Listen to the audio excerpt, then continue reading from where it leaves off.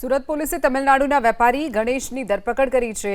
સુરતના વેપારીઓ સાથે 10.43 કરોડની ઠગાઈ કર્યાનો આરોપ તેના ઉપર લાગ્યો છે। મૈસૂરમાં શિવમ ટ્રેડર્સ નામની બોગસ પેઢી બનાવી અને ઠગાઈ આચર્યાનો આરોપ સુરતમાં કાપડ વેપારીઓને વિશ્વાસમાં લઈ સાડીઓ ખરીદી હોવાનો ખુલાસો થયો છે। શરૂઆતમાં નાની ખરીદી કરી સમયસર પેમેન્ટ ચૂકવી અને વિશ્વાસ કેળવ્યો। આરોપી ગણેશને આધાર કાર્ડમાં સરનામું બદલી નાખ્યું હોવાનો પણ ખુલાસો થયો છે। માલ મળી ગયા બાદ વેપારીઓને આપેલા ચેક रिटर्न थता सूरत कोर्टे आरोपी गणेशना 4 दिवसना रिमांड मंजूर कर्या। आरोपी गणेश सामे बेंगलुरुमां पण ठगाईनो गुनो नोंधायो छे।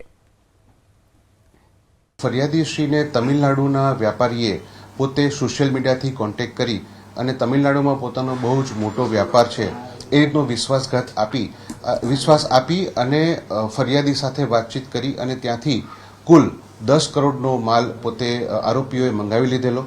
त्यारबाद एमणे एडवांस पेटे एना 2 करोड़ना चेक आपेला हता अने आ माल मળી ગયા બાદ તમામ ચેક જે છે એ ચેક બાઉન્સ થઈ ગયેલ અને ત્યારબાદ ફરિયાદીને જાણવા મળેલ કે એમની સાથે પણ આ એક વિશ્વાસઘાત થઈ ગયો છે।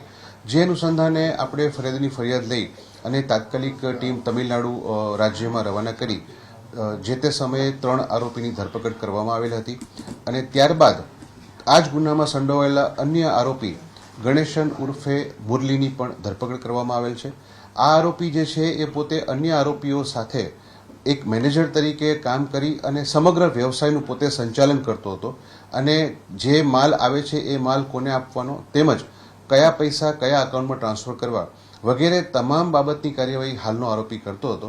आ आरोपीनी धरपकड़ करी छे अने हाल आरोपी रिमांड पर छे।